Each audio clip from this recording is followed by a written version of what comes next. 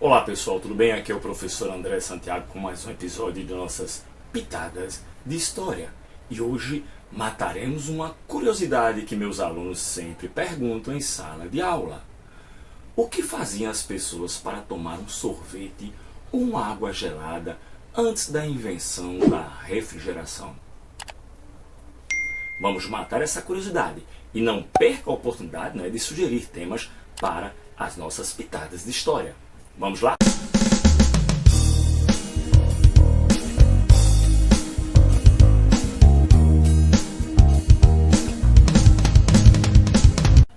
Mesmo em climas razoavelmente quentes, áreas naturais de armazenamento como cavernas ou rachaduras do solo possibilitam a conservação do gelo e da neve muito tempo depois que a acumulação do inverno desaparece da superfície.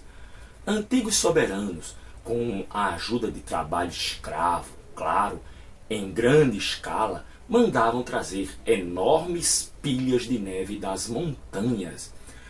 Em 500 a.C., os egípcios e os indianos teriam deixado potes de barro ao ar livre durante as noites frias com a mesma finalidade de ter uma água refrescante.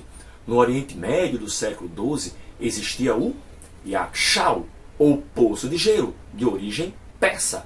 Eram grandes silos que serviam para preservar o gelo e neve naturais produzidos durante o inverno, bem como para produzir gelo através da solidificação durante as madrugadas frias pela vaporização da água. Vejam que inteligente. Na Europa do século XVIII, por sua vez, o gelo era coletado no inverno, salgado, envolto em flanela e armazenado no subsolo para ser preservado. Mas e o método moderno usando aparelhos como os refrigeradores domésticos? Tudo começou em 1748, quando o professor escocês William Cullen desenvolveu a ideia de criar um meio de resfriamento artificial. Seu projeto não tinha aplicação prática, vejam só, e chamou apenas a atenção de alguns cientistas. Em 1805, o inventor americano Oliver Evans projetou uma máquina de refrigeração que usava vapor em vez de líquido para refrescar os alimentos. O conceito foi usado em 1844, quando John Gorey, um médico americano, usou o projeto para produzir gelo destinado a resfriar o ar para pacientes com febre amarela. Antes disso, em 1834, também americano Jacob Perkins construiu o primeiro refrigerador prático. Era um dispositivo de ciclo fechado que poderia comprimir o vapor operando de maneira contínua.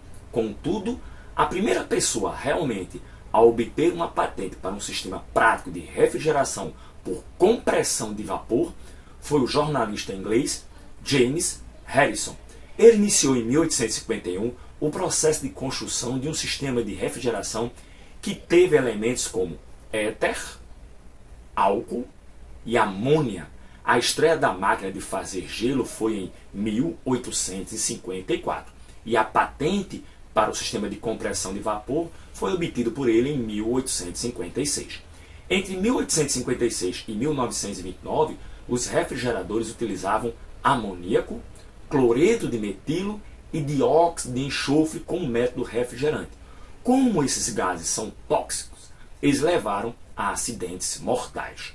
Para resolver este problema, 3 empresas dos Estados Unidos realizaram pesquisas que levaram à criação do clorofluorcarbono, o CFC, um fluido de refrigeração atóxico e mundialmente aceito, até que se descobrisse anos depois que sua capacidade de destruir a camada de ozônio era terrível.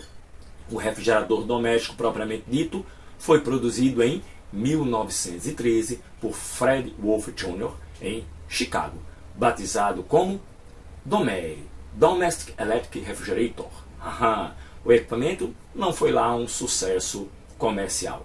Só em 1925 foram fabricados os primeiros refrigeradores que continham numa mesma unidade a caixa de resfriamento, o compressor e o condensador, trio que antes existia separado ao lado ou embaixo da geladeira. Por fim, o primeiro refrigerador a ter sucesso mundial foi um modelo da General Electric, o Monitor Top, de 1927, uma geladeira que usava dióxido de enxofre como método refrigerante.